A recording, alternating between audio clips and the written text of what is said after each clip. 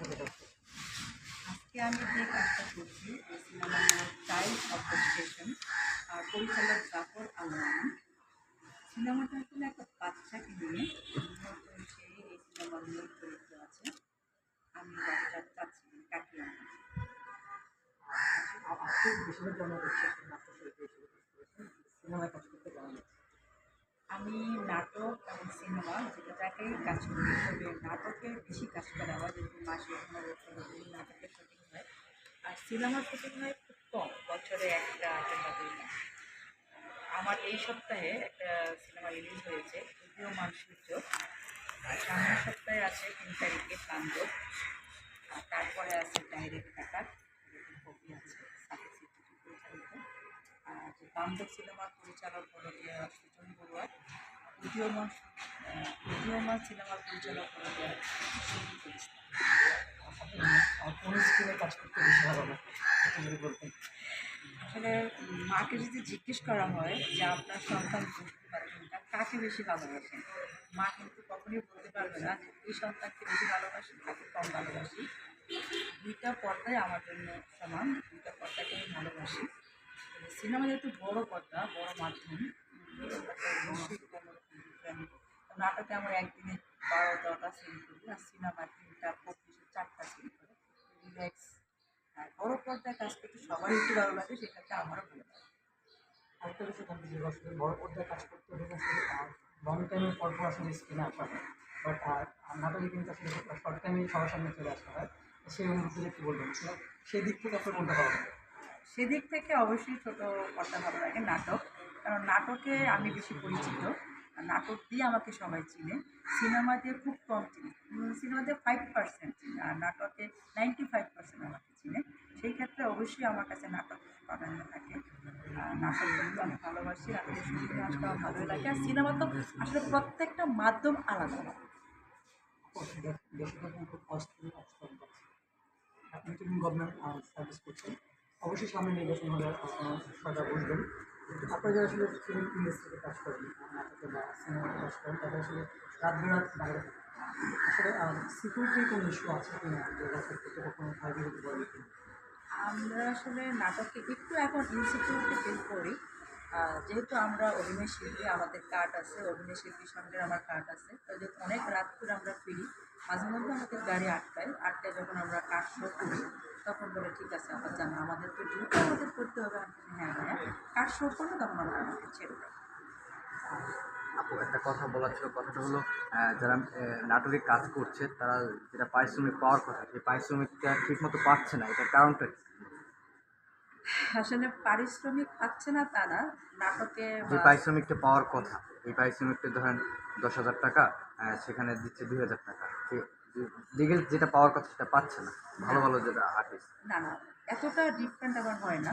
আমাদের নাটকের কোন আর্টিস্ট কী পেমেন্ট নেয়, এটা নাটক ডিরেক্টর, প্রডিউসার বা প্রোডাকশন হাউস, ইভেন চ্যানেল জানে যে এই আর্টিস্টটা এই পেমেন্ট নেয়, তার এখন বাজারে এটা তার পেমেন্ট।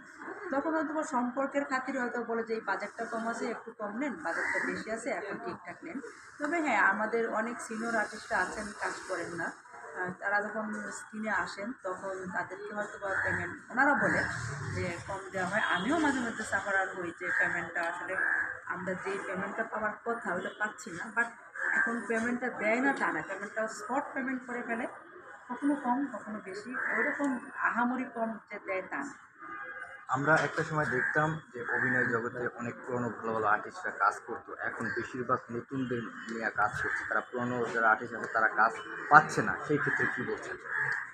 কাজ পাচ্ছে না এটা আমি বলবো না, আসলে যাদের, আমি প্রথমে বলবো রিজিক, যার রিজিক আছে সেই কাজ করছে। এখন হয়তো বা ওনাদেরকে ডিরেক্টররা কেন নিচ্ছেন না বা প্রোডাকশন কেন নিচ্ছে না তা তো আমি বলতে পারবো না। অনেক সময় দেখা যায় যে যোগাযোগের একটা ব্যবস্থা থাকে, যোগাযোগ করছেন না, অনেক ভুলে যায়, যখন কাস্টিং করতে বসে তখন ভুলে যায়, তো পাচ্ছে না বলতে আমি আরও এরকম কিছু বলতে পারবো না ভালোভাবে। হয়তো যোগাযোগের সমস্যা, হয়তো বা এই ক্যারেক্টার ওনাকে চায় না, বা অনেক অনেক সিনিয়র হয়ে গেছেন, অসুস্থ, হাঁটতে পারে না, চলতে পারে না, অনেক নাটকে দৌড়ঝাঁপ আছে, চিল্লাপাল্লা আছে, বা একটু মানে একটু হাঁটাচলা করতে হয়, বা মনে করে যে ওনাকে নিয়ে হয়তো বা এরকম উনি নাটক ক্যারেক্টার তৈরি করতে পারবে না, ওটা ওনাকে না নিয়ে ওনাকে নেই, এরকমও হতে পারে, আমি আসলে ওই ব্যাপারে জানি না। তবে বাজারের অবস্থা তো খুবই খারাপ, কারণ আগে আমরা অনেক কাজ করেছি, এখন কাজের মানটাও খুব মানে পরিমাণটা কমেছে কাজে। আগে যেরকম 10-12 দিন গ্যাপ থাকতো না, এখন অনেক সময় 10-12 দিন গ্যাপ থাকে। আমি একটু ওনার সাথে সংযুক্ত করতে চাই নিজের অভিজ্ঞতা বলি। আমি আসলে ভিন্নভাবে উপস্থাপন করতে চাই। আসলে আমাদের পার্শ্ববর্তী যে দেশগুলো রয়েছে সেখানে কিন্তু যারা প্রবীণ রয়েছে, অমিতাভ বচ্চন কিন্তু এখনও তাকে বেস করে কিন্তু অনেক গল্প তৈরি হচ্ছে এবং সেটা নিয়ে কিন্তু কাজ করছে। তাই আমাদের দেশে আসলে কি এরকম প্রবীণ যারা রয়েছেন তাদেরকে বেস করে তাদেরকে মিডল ক্যারেক্টার রেখে বা সেন্টার ক্যারেক্টার রেখে কি কোনো গল্প আসলে বানানো প্রয়োজন কি বলে মনে করি? কারণ একসময় তো আপনারাও প্রবীণ হবে। আপনার এই কথার সঙ্গে আমি সম্পূর্ণ একমত আছি। এই কথাটা আমার মনের মধ্যেও জাগে যে আসলে আমাদের দেশের যারা নির্মাতা আছেন তারা আর্টিস্টদেরকে ওইভাবে একটু মূল্য যখন প্রবীণ হয়, আমাদের বাইরের দেশে যখন আর্টিস্ট প্রবীণ হয় তখন তাদের অনেক মূল্যায়ন বাড়ে। আর আমাদের দেশে আর্টিস্ট যখন প্রবীণ হয়, বয়সটা বেড়ে যায়, তখন তাদের মূল্যায়নটা কমে যায়। এখানে আমারও একটা দুঃখের জায়গা আছে। আমি ভীষণ কষ্ট পাই যে কেন ওনাদেরকে বেস করে কি কাজ করতে পারে না, ওনাদেরকে তাহলে তো মূল্যায়নটা হয়। ওনারা ঘরে বসে আছে, তাদের কাজটাও তো পায়। দেখা গেলো যে ওনাদের সিরিয়ালে বয়স্ক একজন মানুষ ওনার উপরে মানে গল্পটা চালু করে দেয়, ওনাকে বেস করে অন্যান্য আর্টিস্ট ইভেন নায়ক নায়িকা পর্যন্ত ওনাদের লিঙ্ক আপে যে এই লিঙ্ক আপে এই নায়ক এই নায়িকা দরকার। কিন্তু আমাদের দেশের প্রবীণ আর্টিস্টদের খুবই অবমূল্যায়ন করা হয়। এখন আমিও প্রবীণ হব, আমি নিজেও জানি যে আমি এখন যে কাজ করছি মাসে 15-20 দিন, তখন এই কাজটা আমি পাবো না, তখন হয়তো 4 দিন 5 দিনে চলে আসবে। কিন্তু বেসিক্যালি কিন্তু আর্টিস্ট যখন প্রবীণ হবে তখন তার কাজটা বেশি হওয়া দরকার। এবং আমার মনে হয় যে চ্যানেল বা আমাদের যে সংঘ আছে, শিল্পী সংঘ বা শিল্পী সমিতি, তাদেরও কিছু দায়বদ্ধতা থাকে ওই প্রবীণ শিল্পীদের প্রতি, যা কিনা আমাদের প্রতি নেই। এটা আমারও কষ্টের জায়গা। ওকে, জি sir, thank you so much. Thank you.